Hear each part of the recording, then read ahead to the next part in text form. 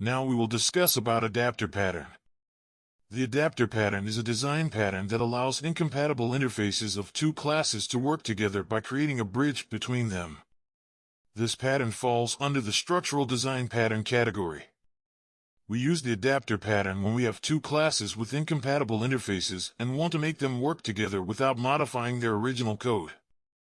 By using an adapter, we can convert the interface of one class into another interface that the client class expects, allowing them to work together seamlessly. Here is a TypeScript code example to illustrate the adapter pattern. In this code example, we have a media player interface that defines the expected methods for playing different types of audio files. The audio player class is an existing class that plays audio files, but its interface is not compatible with the media player interface.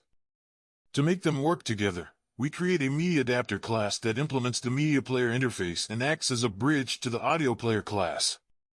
The adapter checks the type of the audio file and calls the appropriate method of the audio player. Media player is an interface that defines a method play for playing audio files. This is the target interface that the client code expects. Audio player is a class that represents the adaptee. It has a method play audio that can play audio files but does not match the expected media player interface. Media adapter is the adapter class that implements the media player interface. It has a reference to an audio player instance, which is the adaptee. In its play method, it checks the audio type. If the type is MP3, it delegates the play request to the audio player. If it's an unsupported audio type, it logs a message indicating that. Audio player client is a client class that interacts with the audio player. It contains a media adapter instance, which is used to play audio files. In its play audio method, it accepts an audio type and a file name and then delegates the play request to the media adapter. This way, the client code can use the audio player client to play audio files without needing to know the details of the underlying audio player. Finally, in the usage example, we create an audio player client instance and use it to play audio files. When we call play audio with MP3 and song.mp3, it correctly plays the audio file. When we call it with an unsupported type like MP4, it informs us that it's an unsupported audio type.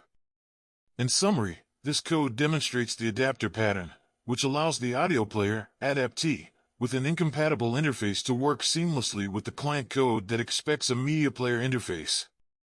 The media adapter acts as a bridge between them, translating the client's requests into a format that the adaptee can understand. A recommendation when using the adapter pattern is to carefully design the interfaces and ensure they are as flexible as possible to accommodate future changes and adapt to new classes.